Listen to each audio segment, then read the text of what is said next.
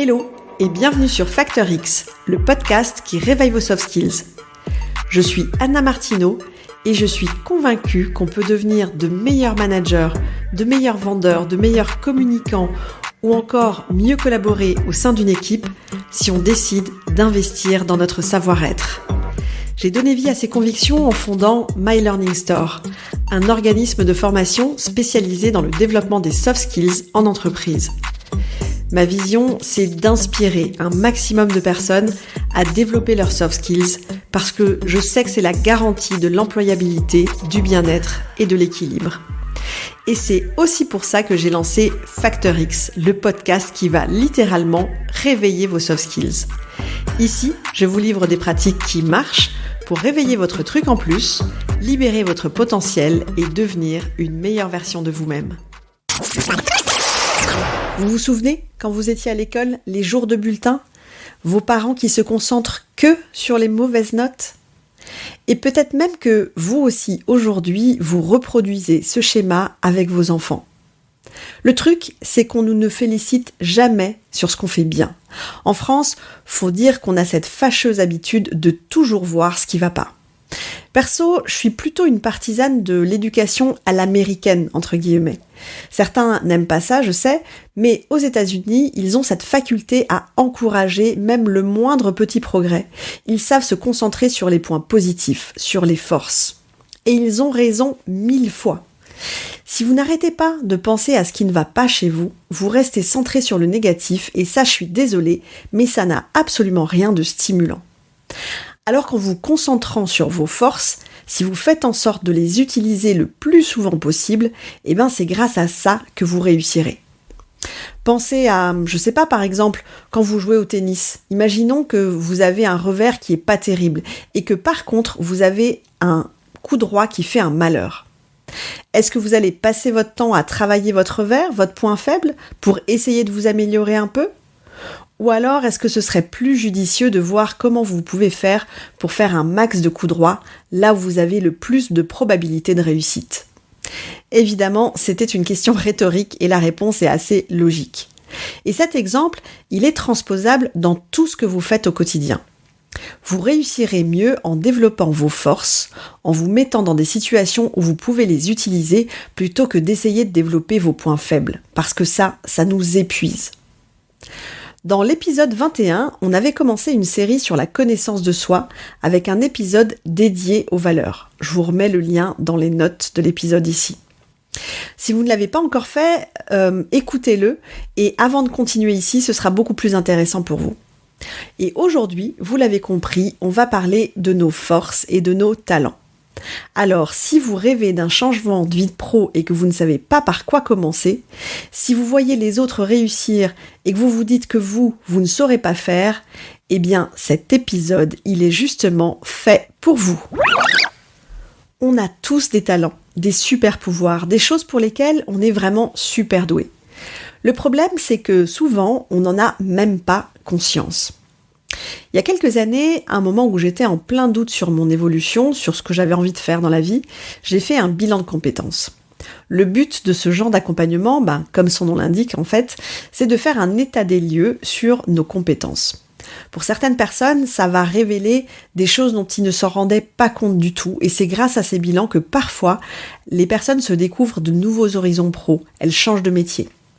En ce qui me concerne, ça m'a pas donné du tout de perspective sur de changement de métier, mais ça m'a vraiment aidé par contre à y voir plus clair sur mes super pouvoirs.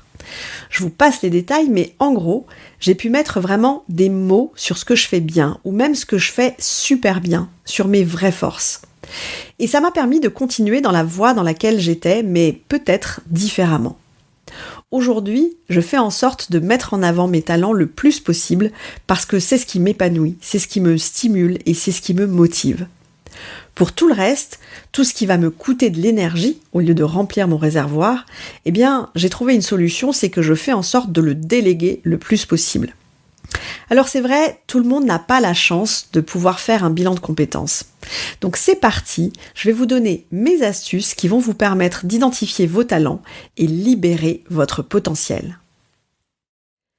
La première chose à avoir à l'esprit, c'est qu'une force, un talent, c'est plus qu'une compétence pour laquelle vous êtes doué. Vraiment beaucoup plus.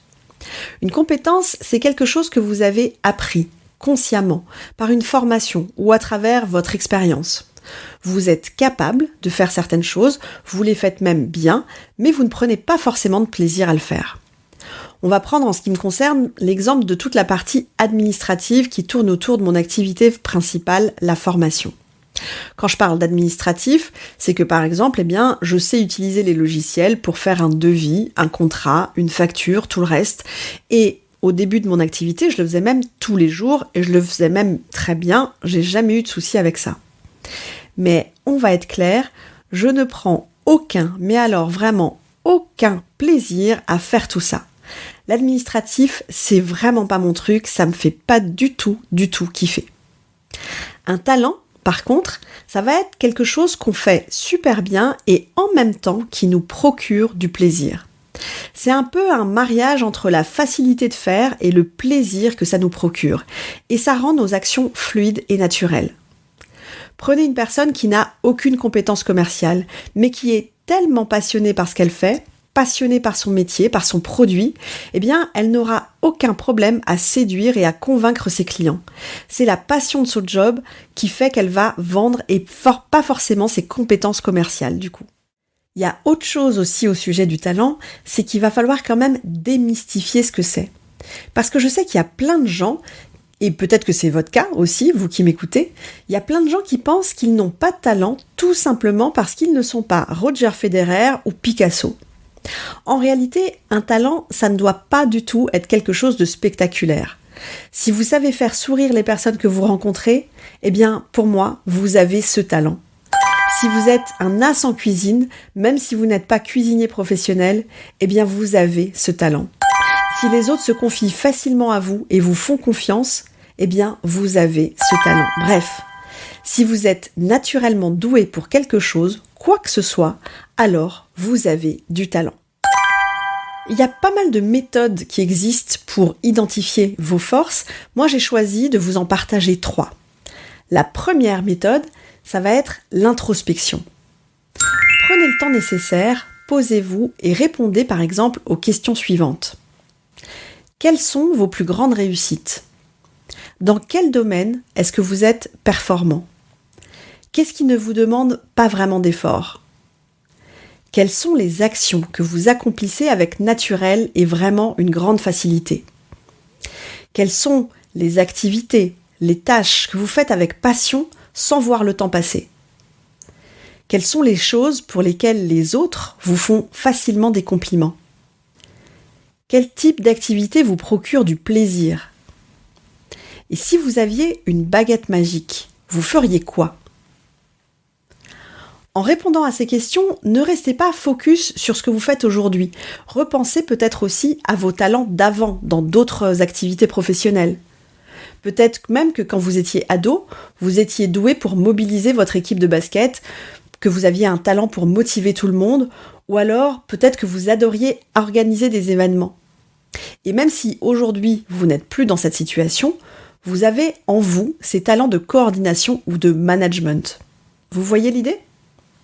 Pour faire cet exercice, pensez donc à vos succès, à vos réussites, à vos passions, à vos envies depuis que vous étiez tout jeune. La deuxième méthode que je vous propose, c'est une méthode que vraiment j'adore et je suis sûre que vous allez l'adorer aussi quand vous allez voir les résultats surtout. Ça va être en fait de mener l'enquête auprès de votre entourage. Parce que souvent, on a du mal à identifier nos forces parce qu'en réalité, on a la tête dans le guidon et que tout ce qu'on fait, à nous, ça nous paraît juste normal parce que c'est facile, on n'y pense pas. Il n'y a rien d'exceptionnel dans ce que je fais. Je suis sûre que vous vous dites souvent ça quand on vous félicite sur quelque chose que vous avez réussi. Et pourtant, vous faites plein de choses super bien à votre manière et les gens vous admirent pour ça. Sauf que, la plupart du temps, on va être honnête, ils ne viennent pas forcément vous le dire. Alors c'est simple, maintenant, vous allez leur demander. Ce que je vous propose, c'est un exercice qui est très facile. C'est un exercice que je fais d'ailleurs avec mes participants quand j'anime certaines conférences ou certaines formations. Ils font l'exercice et tout d'un coup, après, ils vont recevoir des retours assez rapides. Et si vous pouviez voir leur visage quand ils lisent les réponses, moi, c'est vraiment un moment qui m'émeut toujours beaucoup. C'est vraiment très très fort en émotion. Mais vous allez le découvrir très vite par vous-même, vous verrez. Alors, voilà ce que je vous propose. Vous allez d'abord commencer par identifier au minimum 5 personnes dans votre entourage qui vous connaissent bien. Ça peut être votre meilleur ami, vos collègues préférés, des membres de votre famille, ça peut être aussi des clients, n'hésitez pas.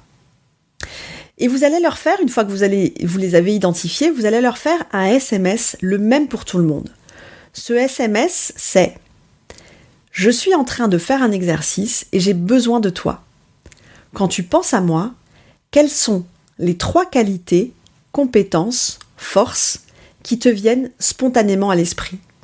Je t'expliquerai, avec un petit smiley à la fin. » Un SMS tout simple, vous le voyez, donc je le répète encore une fois pour être sûr que vous l'avez bien noté.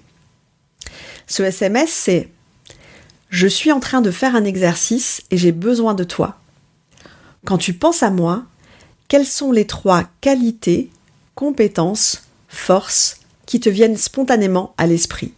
Je t'expliquerai. » Alors, vous envoyez ce SMS aux 5 personnes minimum que vous avez identifiées et vous allez voir, vous risquez d'être vraiment surpris des retours que vous aurez. Vous verrez, c'est magique. Si vous faites ça avec 5 personnes, vous allez recevoir 3 qualités. Ça va donc vous faire 15 belles choses sur vous aujourd'hui. C'est pas génial ? Et vous constaterez aussi que souvent, il va y avoir 2 ou 3 qualités qui vont revenir très régulièrement dans les réponses. Et ça va être vos vraies forces. Et si ces 2 méthodes ne vous suffisent pas, je vous conseille de pratiquer une troisième méthode, une troisième option que je vais vous proposer.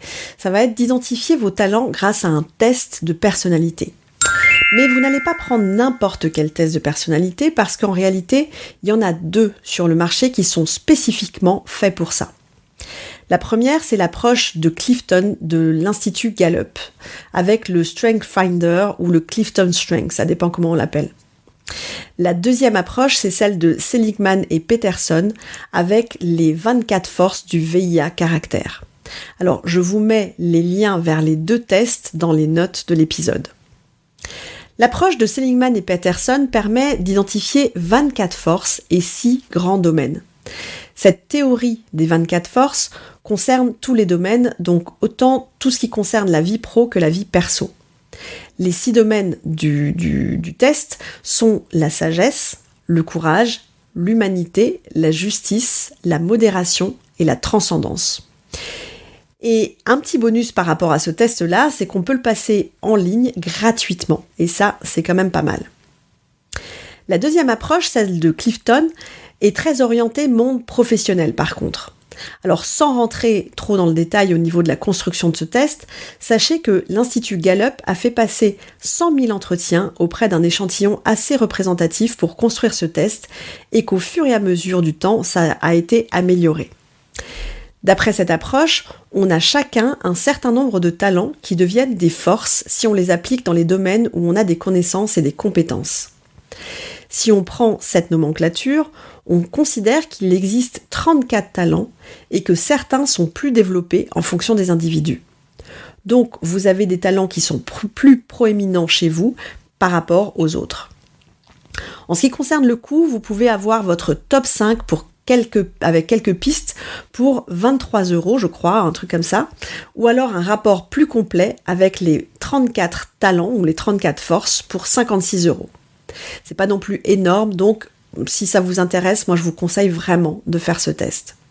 Vous allez, en le passant, certainement vous rendre compte que toute une série d'activités sont non seulement des activités intéressantes pour vous, parce que vous aimez les faire, mais qu'elles constituent en plus des véritables forces sur lesquelles vous appuyez, et qu'elles sont une valeur ajoutée vraiment à mettre en avant dans votre job avec vos clients ou vos partenaires. Alors, les 2 tests sont intéressants, vous pouvez les passer tous les 2 si ça vous intéresse, d'autant plus que celui de l'Institut VIA est gratuit. Donc vraiment, pourquoi est-ce que vous vous en priveriez ? Gardez quand même à l'esprit qu'il s'adresse à des publics différents. Gallup est, à mon sens, le plus corporate. Il sera parfait si vous voulez connaître vos forces dans un objectif professionnel. Celui de l'Institut VIA est par contre plus tourné vers du développement personnel. L'approche est beaucoup plus globale. Moi, personnellement, j'en préfère pas forcément un plutôt que l'autre. Pour moi, ils sont vraiment complémentaires et encore une fois, il y en a un qui est gratuit, donc vraiment, allez-y sans hésiter. Alors, si je récapitule, un talent, c'est une capacité innée, une source de plaisir, quelque chose qui est facile pour vous. Et c'est pas forcément quelque chose de spectaculaire.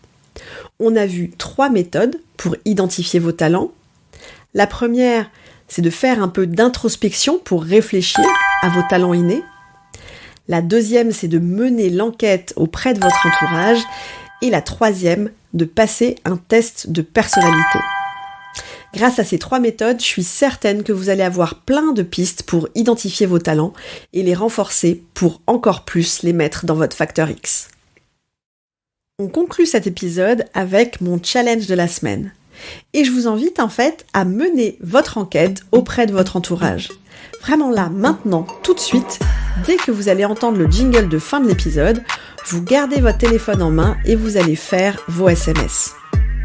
Commencez par identifier la liste des 5 à 10 personnes qui vous connaissent bien, tant au niveau perso qu'au niveau pro.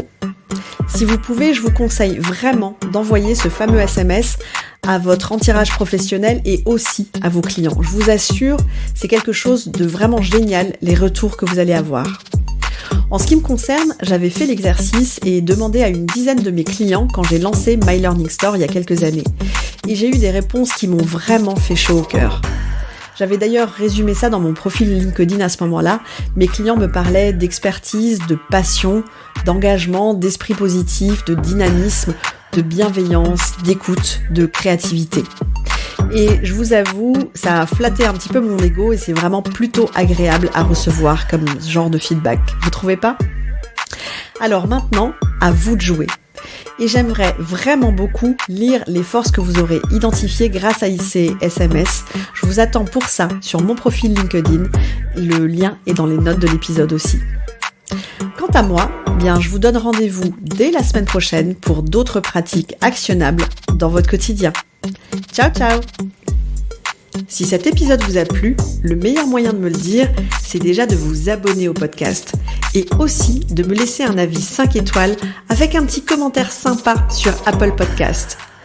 Vos avis et surtout vos commentaires, ça va vraiment m'aider à mieux référencer le podcast sur iTunes et ça me motive encore plus à continuer à enregistrer ces épisodes toutes les semaines. Alors d'avance, merci pour ça!